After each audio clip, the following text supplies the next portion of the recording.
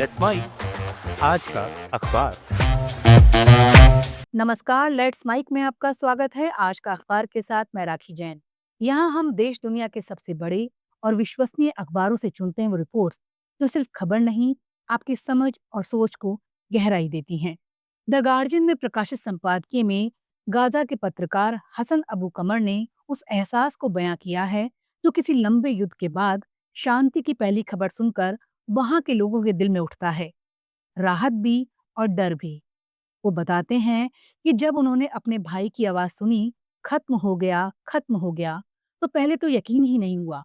फिर पता चला कि डोनाल्ड ट्रंप ने घोषणा की है कि इजराइल और हमास ने उनके शांति समझौते के पहले चरण पर हस्ताक्षर कर दिए हैं। गाजा में एक खबर लंबे समय बाद खुशखबरी जैसी थी। दोपहर से संघर्ष विराम लागू हो गया। आसमान में अब भी जंगी जहाज मंडरा रहे थे, लेकिन पहली बार वो डर नहीं पैदा कर रहे थे। लेख में हसन बताते हैं कि फिलहाल ये समझौता केवल कैदियों की अदला बदली तक सीमित है। 20 इजरायली बंधकों के बदले में लगभग 1950 फलस्तीनियों को रिहा किया जाएगा। लेकिन गाजा के लोगों के लिए असली सवाल यही है, क्या ये नरसंहार सच में खत्म हुआ है? सड़कों पर लोग राहत महसूस कर रहे हैं, पर साथ ही आशंका में हैं, ये शांति कब तक टिकेगी? किसी के लिए इसका मतलब है घर में फिर से गैस आना, रोटी पकाना, बच्चों को स्कूल भेजने की उम्मीद, और किसी के लिए राख से झांकते अपने उजड़े घरों की याद। हसन के शब्दों में ये शांति सिर्फ थोड़ी देर की सांस है, यकीन नहीं।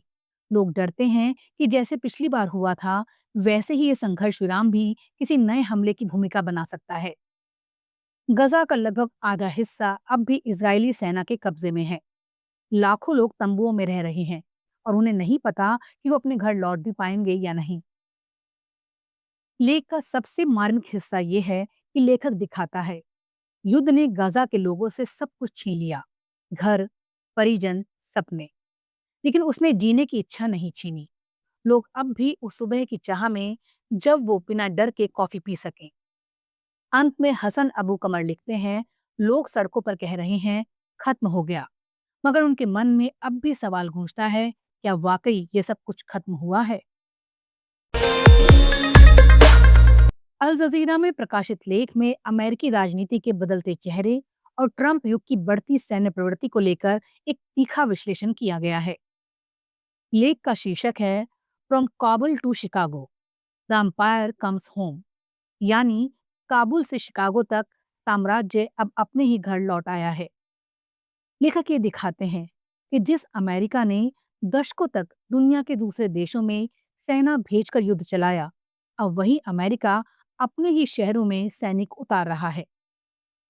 लेख बताता है कि राष्ट्रपति डोनाल्ड ट्रंप ने अपराध के बहाने अमेरिकी शहरों जैसे शिकागो और पोर्टलैंड को युद्ध क्षेत्र घोषित कर दिया है और वहां नेशनल गार्ड की तैनाती शुरू कर दी है। उनका तर्क है, इन शहरों में अपराध इतना बढ़ गया है, यहाँ सेना को ट्रेनिंग ग्राउंड की तरह इस्तेमाल किया जा सकता है। लेकिन लेखक कहते हैं कि असलियत इससे उल्टी है। अपराध दर बढ़ी नहीं, बल्कि घट रही है। सेना भेजना असल में विरोध और असहमति को दबाने का एक औजार बन गया है। लेख याद दिलाता है कि पोर्टलैंड और शिकागो जैसे शहरों में लोग ट्रंप की आवर्जन नीतियों और पुलिस की बर्बरता के खिलाफ शांतिपूर्ण प्रदर्शन कर रहे थे, मगर उन्हें देश के दुश्मन बताया गया। ट्रंप प्रशासन ने इन्हीं प्रदर्शनों को कानून व्यवस्था का संकट कहकर सेना उतारने का बहाना बना लिया। अदालतों ने कई बार इन कार्रवाइयों को अवैध बताया, लेकिन ट्रंप बार बार 1807 के उस कानून का हवाला दे रहे हैं जो राष्ट्रपति को अपने ही देश में सेना भेजने का अधिकार देता है। लेख व्यंग्यात्मक ढंग से कहता है कि जो अमेरिका दुनिया में लोकतंत्र फैलाने निकला था, अब उसी की लोकतांत्रिक सड़कों पर सैन्य बूटों की आवाज गूंज रही है। लेखक इसे अमेरिकी साम्राज्य के भीतर सिमटने की निशानी मानते हैं, यानी अब युद्ध विदेशों में नहीं, घर के अंदर शुरू हो गया है।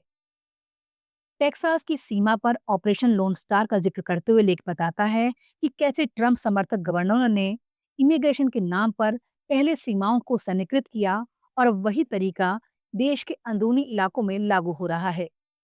इसे आंतरिक कब्जे की शुरुआत कहा गया है। जैसे अमेरिका अब खुद अपनी ही जनता पर काबुल वाला व्यवहार करने लगा है।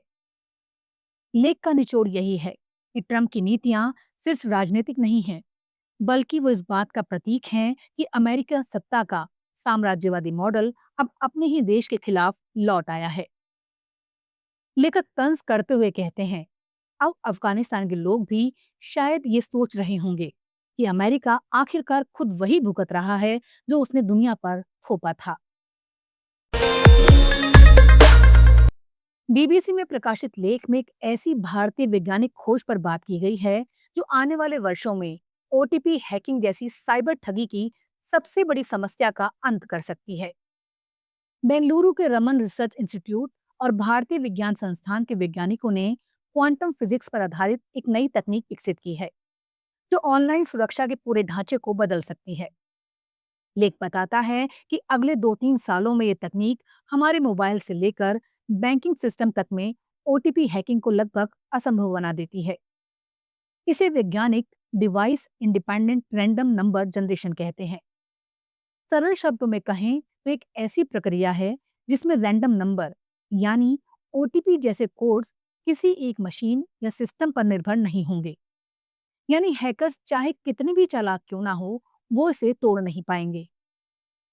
प्रोफेसर उर्वशी सिन्हा और अनिंदा सिन्हा के नेतृत्व में की गई रिसर्च भारत और कनाडा की यूनिवर्सिटी ऑफ कैलगरी के वैज्ञानिकों के सहयोग से हुई है और इसे अंतर्राष्ट्रीय पत्रिका frontiers in quantum science and technology में प्रकाशित किया गया है।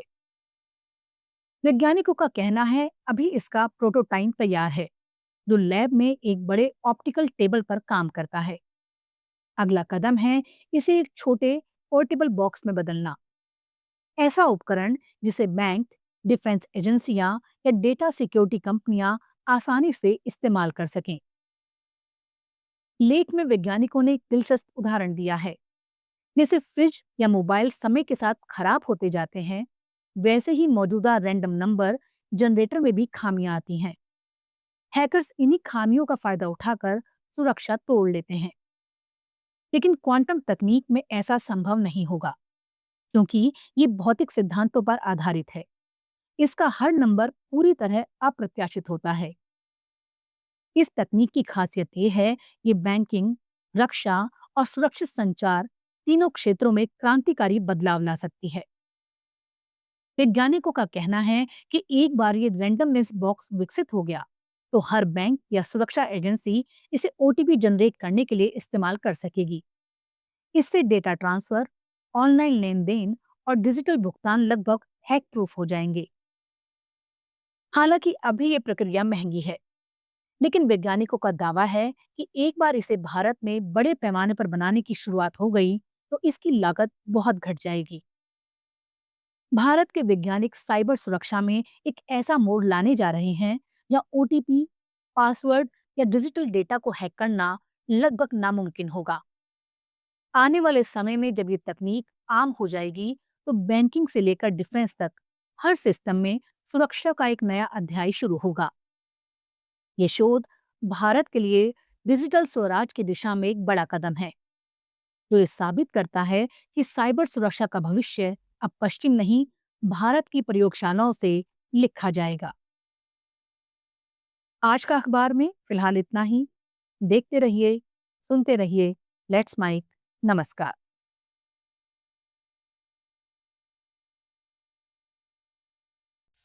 आप सुन रहे थे let's mic more than radio. Follow कीजिए हमें हमारे सोशल मीडिया प्लेटफॉर्म्स पर। It's time for news. It's time for More Than Radio. Presenting the first radio news app, Let's Mic. Let's Mic, a news-based app on your phone where you get to watch and listen news, talk shows, interviews, radio show podcasts. On Let's Mic, you get all relevant information of TV, print, radio, podcast, and digital. Let's Mic talks about every segment of life.